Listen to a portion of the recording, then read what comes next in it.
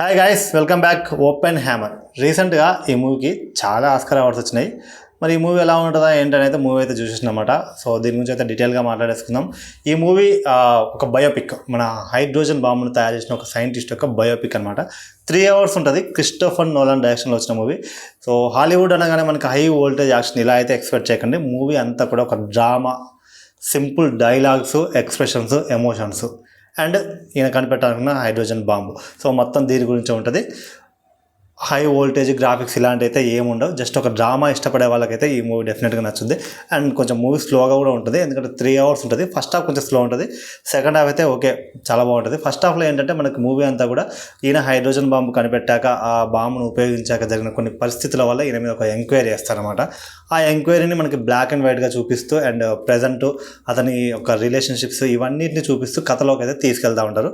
So first half అంతా అలా వెళ్తూ ఉంటూ సెకండ్ హాఫ్లో సో హైడ్రోజన్ బాంబు ఎలా సక్సెస్ఫుల్ అయింది, దాని తర్వాత చివరికి ఈయనకి ఎలా పేరు వచ్చింది, సో ఎలాంటి సిచ్యువేషన్స్ ఇందులో జర్మనీ, అమెరికా, సో ఇవన్నీ ఎలా ఇన్వాల్వ్ అయ్యాయి, ఇదంతా కూడా మనకి ఈ మూవీలో అయితే చూపిస్తారు.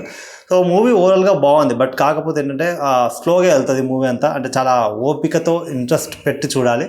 అలా చూస్తేనే మూవీ అయితే నచ్చుద్ది. అండ్ ఇంకొక విషయం ఏంటంటే మూవీ హాలీవుడ్ అంటే తెలుసుగా పత్యాపారాలు ఎక్కువ ఉంటాయి. అంటే అడల్ట్ సీన్స్ అయితే చాలా ఉన్నాయి. సో ఫ్యామిలీతో అస్సలు వర్కౌట్ అవ్వదు, సింగిల్గా చూడాలి. కాకపోతే నాకు బెస్ట్ మూవీలో అంటే సబ్జెక్ట్ ఉంటుంది. మనకి మ్యాథ్స్, ఫిజిక్స్, సైన్స్ వీటిని ఆధారంగా చేసుకొని ఒక హైడ్రోజన్ బాంబుని ఎలా కనిపెట్టారు, దాన్ని ఏ విధంగా యూజ్ చేస్తున్నారు ఇప్పుడు ప్రజెంట్ ఉన్న సిచ్యువేషన్స్లో. సో కనిపెట్టడానికి పడ్డ హీరో గారు పడ్డ స్ట్రగుల్స్ కానీ ఇవన్నీ కూడా చాలా బాగా చూపిస్తారు. ఎస్పెషల్లీ ఫ్యామిలీ ఎమోషన్స్ ఇవన్నీ కూడా.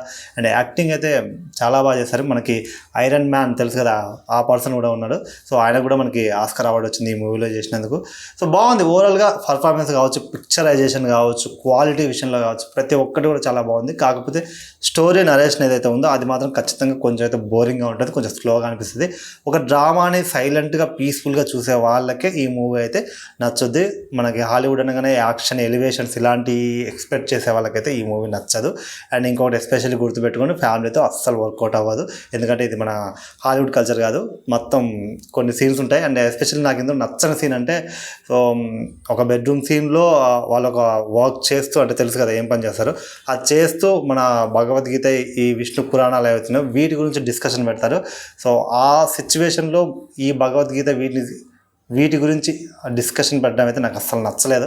ఒక సీన్ మాత్రం అంటే మనల్ని తక్కువ చేసినట్టు అనిపించింది. అంటే మనకున్న ఆ బుక్ ఉన్న వాల్యూ, సో అందులో ఉన్న ఇన్ఫర్మేషన్తో చాలా చేస్తారు, బట్ వాటికి మనదనే వారికి వాల్యూ ఇవ్వరు. సో ఆ సీన్స్ అయితే నాకు నచ్చలేదు అనమాట. బట్ మూవీ పరంగా అయితే ఓకే, గుడ్, బాగుంది, పిక్చరైజేషన్ బాగుంది, అంతా ఓవరాల్గా బాగుంది. కాకపోతే చెప్తున్నా స్లో ఉంటుంది కొద్దిగా. సో ఓపికతో చూడాలి. డైలాగ్స్ బాగుంటాయి, డైలాగ్ డెలివరీస్ కానీ, కన్వర్జేషన్స్ కానీ, స్టోరీ సినిమా అంతా కూడా మనకి ఇంతే, డైలాగ్స్, కన్వర్జేషన్స్ ఇదే ఉంటుంది. సబ్జెక్ట్ గురించి మాట్లాడడం. సో ఓవరాల్గా ఒక గుడ్ మూవీ చూడొచ్చు. ఆస్కార్ మూవీస్ అంటే కొంచెం బోరింగ్గా ఉంటాయి యాక్చువల్లీ. హై లెవెల్లో సూపర్బ్ ఇట్లుండవు, ఎందుకంటే అందులో ఉన్న సబ్జెక్ట్కి వాల్యూ ఇచ్చి మనకి ఆస్కార్ ఇస్తారు కాబట్టి. Okay, good movie. ఎప్పుడైనా చూడాలనుకుంటే డెఫినెట్గా వాచ్ చేయండి, బట్ సింగిల్గా వాచ్ చేయండి. ఇది ఓపెన్ హ్యామర్ మూవీ రివ్యూ నచ్చితే మాత్రం డెఫినెట్గా like, share, comment and subscribe చేసుకోవడం మాత్రం మర్చిపోకండి. Thank you for watching my video. అంటే take care, bye. Next video మళ్ళీ కలుద్దాం.